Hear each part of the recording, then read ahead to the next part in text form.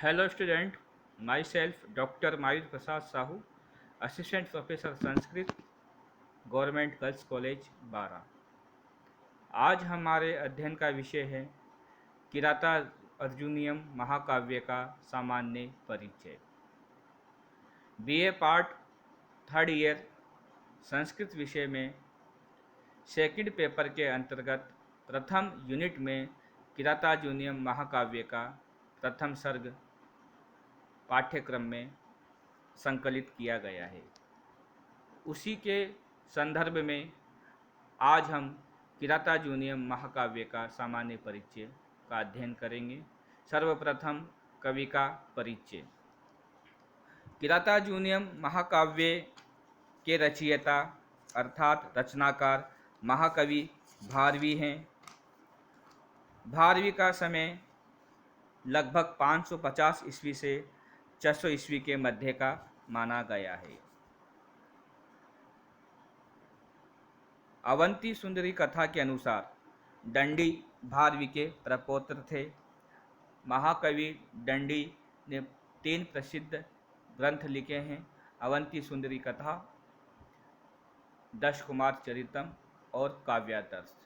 तो उन्हीं के आधार पर दंडी को महाकवि भारवी का प्रपौत्र माना गया है तथा इनका गोत्र कौशिक था।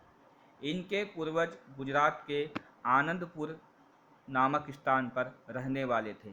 वहाँ से ये नासिक आए और नासिक से अचलापुर नामक स्थान पर बस गए। इस कुल में नारायण स्वामी नामक व्यक्ति उत्पन्न हुए जो भारवी के पिता थे। भारवी का मूल नाम दामोदर था। यह प्रश्न बहुधा पूछा जाता है कि भारवी का मूल नाम क्या था, तो उसका उत्तर है दामोदर। भारवी इनकी उपाधि या उपनाम था। भा यानी कांति, रवि यानी सूर्य, अर्थात सूर्य की क्रांति से विभूषित व्यक्ति। महाकवि बाणभट्ट ने भी अपने ग्रंथों में भारवी का नामोल्लेख किया है।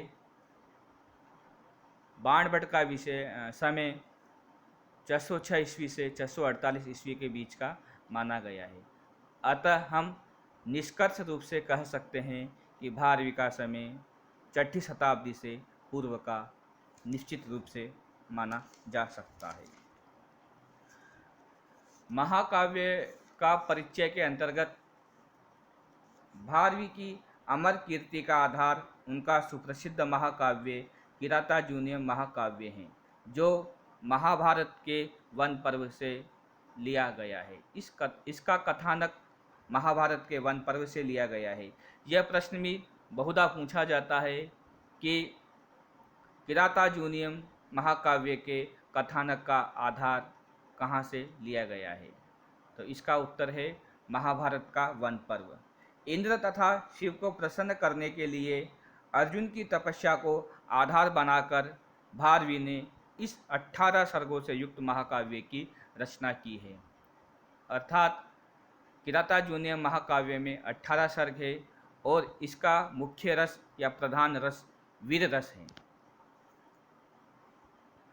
महाकाव्य का सामान्य परिचय प्रस्तुत करने के बाद अब हम महाकाव्य के नामकरण के विषय पर आते हैं।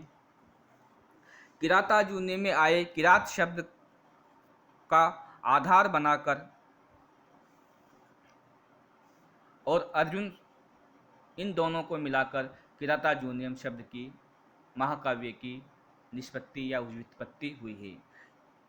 किरात शब्द से आशय यहाँ भगवान शिव से हैं, जो अर्जुन की वीरता की परीक्षा के लिए किरात अर्थात वनेचर का वेश बनाकर वहाँ उपस्थित होते हैं।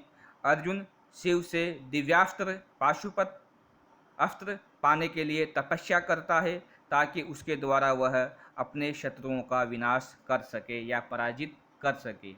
अपने यहाँ माना गया है कि कोई भी वस्तु सुपात्र या योग्य अधिकारी को ही प्रदान की जानी चाहिए ताकि वह उसका सदुपयोग कर सके।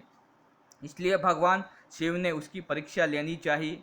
परीक्षा में अर्जुन खरा उतरता है और भगवान शिव के द्वारा उसे अभिलषित रूप वर के रूप में दिव्यास्त्र प्रदान किया जाता है। इस महाकाव्य की व्युत्पत्ति इस प्रकार है। किरातश्च अर्जुनश्च किरातार्जुनौ तौ अधिकृत्य कृतं काव्यम किरातार्जुनीयम। अर्थात किरात और अर्जुन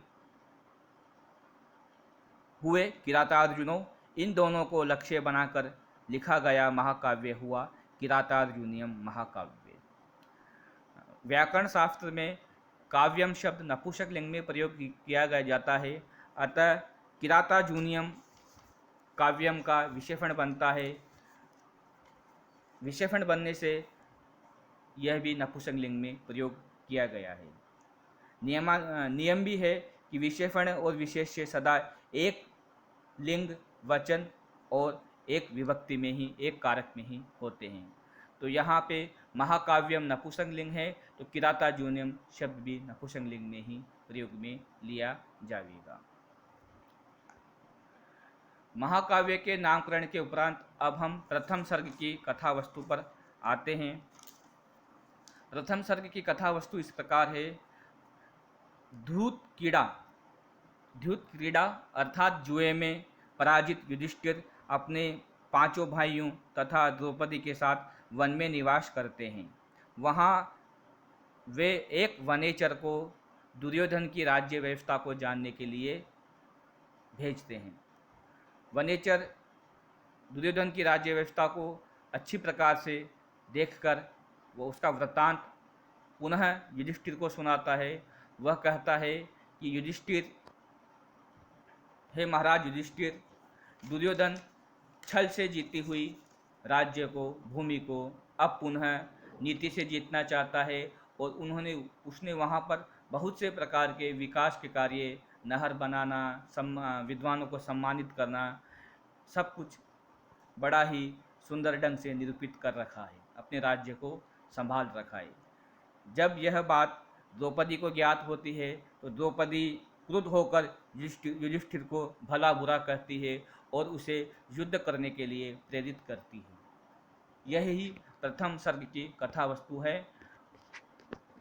आज के लिए इतना ही। धन्यवाद।